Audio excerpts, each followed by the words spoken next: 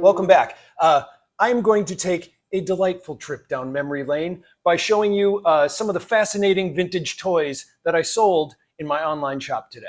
First up is an incredible toy that I not only had never seen before, but the concept of it is bonkers. So I have this Blondie's comic construction set. It's from 1934. And what it is it's about the comic strip Blondie from the newspapers, which, by the way, apparently been in the comics since 1934 because that's when this is from. So this kit comes with a bunch of figures that you punch out of this cardboard piece here. And then what you can do is you take this hammer and a bunch of nails that come with it and hammer them into different things. Like these are actual metal nails. This is an actual metal hammer. And so kids were able to take this and go hammer, hammer, hammer, and poke holes into these things here to set up their own comic strip on a piece of wood. Like seriously, if you look at the cover of this, you can see the child doing that to the piece of wood, hammering in his own nails while they go, isn't that great that our son is using a hammer and nails and pounding it on stuff? I've never seen a toy like this before. Next, we have one of the true staples of my store, which is vintage illustrated books.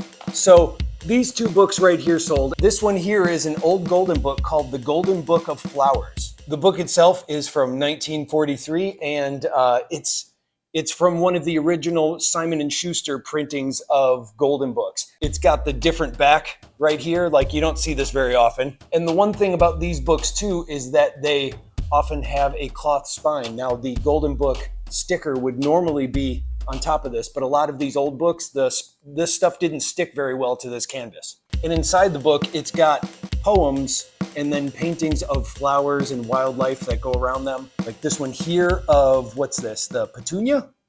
I think so. I don't know much about flowers, but it's some great old artwork. And speaking of great old artwork, we got this book here from the 1950s. It's called The Little Red Lighthouse. That's actually really hard to say. I keep wanting to say Little Red White House. Little Red. But inside it's got great illustrations of boats and lighthouses and all kinds of stuff like that. And some of them are just in like a blue highlight. And then here's the lighthouse itself. So those books also sold. Now let's switch gears to a book that's a little more modern. I believe it's from the 1980s. This issue of Garfield Worldwide is what it's called. What's he saying there? Your hemisphere or mine, because he's holding the world, but the world is actually his painted stomach. Wah, wah, wah. So this, of course, is one of those classic landscape books of Garfield comic strips. A lot of these, I always found it strange that they would just do the black and white episodes and didn't do like, let's do a few pages in color.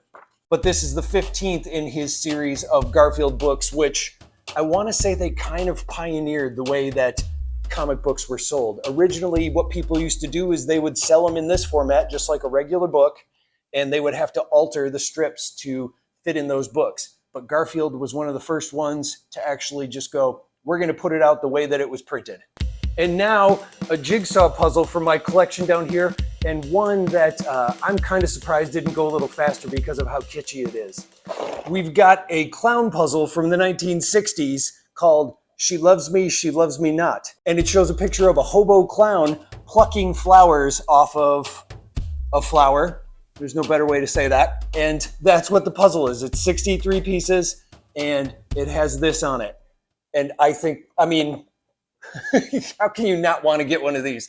This is the epitome of campy vintage stuff. This is right up there with the Big Eye paintings. And then last but not least, something that I found just this past weekend. It is a Fisher-Price family schoolhouse from the 1960s. This thing here still has some of the students inside of it, along with the desks and the slide for the playground. And of course, what I always perceived to be very evil looking children in their desk chairs.